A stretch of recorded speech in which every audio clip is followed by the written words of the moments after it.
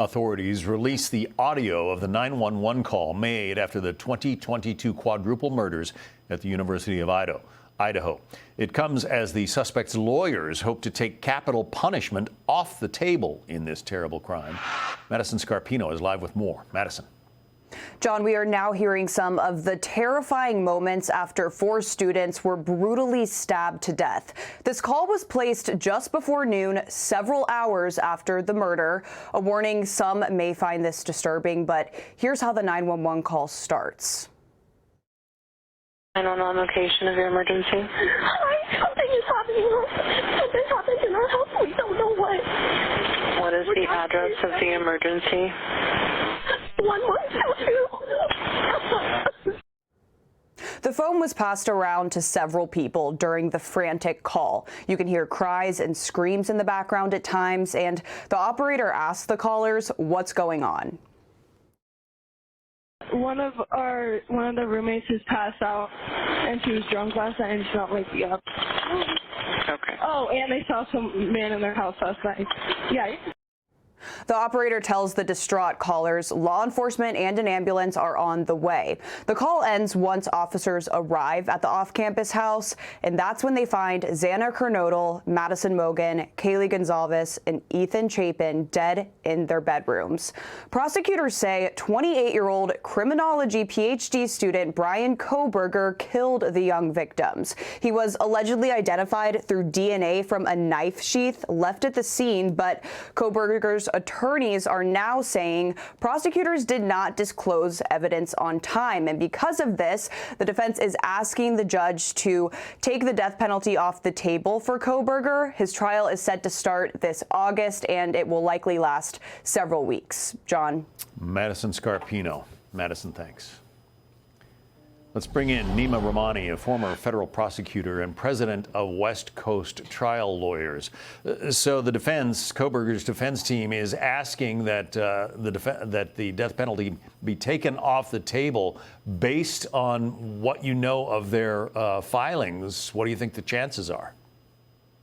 John, I think the chances are slim, but this is what death penalty lawyers try to do. They try to save their client's life. And we recently saw in another very high-profile Idaho murder case where Lori Vallow, the doomsday cult mom, the death penalty was removed in that case because the prosecution didn't turn over evidence. So what the defense in the Kohberger case is trying to do is file every motion. They're taking a kitchen sink approach because they're not just looking at the trial court and the jurors. They're looking at the mandatory state and federal appeals that follow every death penalty case because their singular goal is to keep Brian Kohberger off death row. You think they're grasping at straws here, or they have a case?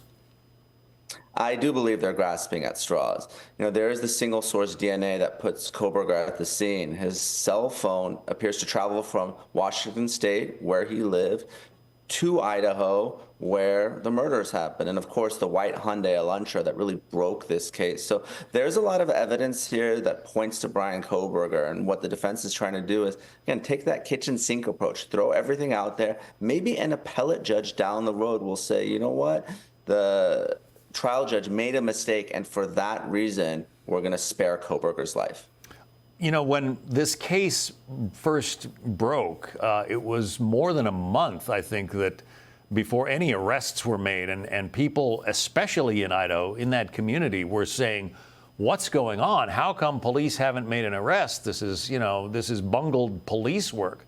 But it turns out they were, you know, they had their eye on Kohberger all this time and were sort of, you know, trying to do everything they could to make sure that they had an ironclad case against him. It would seem pretty tough for the defense to pick that case apart now.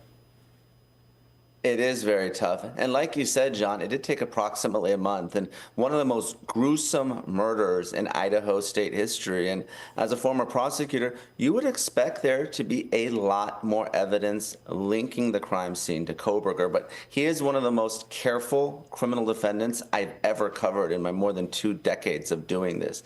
He is a criminology PhD student. He would wear gloves everywhere he went. He would discard his trash in plastic bags and other folks' trash. And it was only through his father's DNA that they were able to do an IgG analysis and link that DNA on the knife sheath back to Kohberger.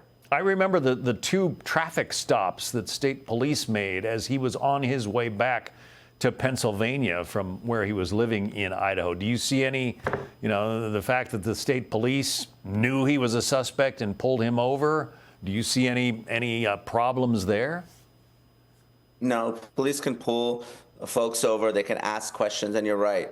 Brian Kohberger was pulled over with his father as they were traveling from Washington to Pennsylvania. So they had their eyes on him because his cell phone had pinged at or near the home where the murders happened. Not on the night of the murder, because again, he was so savvy and sophisticated, he either turned his phone off or he put it in airplane mode before he got there. So they were eyeing Brian Kohberger for weeks, and fortunately, they were able to get some discarded food that his father had thrown out. And when that happens, there's no Fourth Amendment protection, and that's how they were able to close the loop on this case. All right, Neama Rahmani, we appreciate it. Thanks for your expertise. Thanks, John.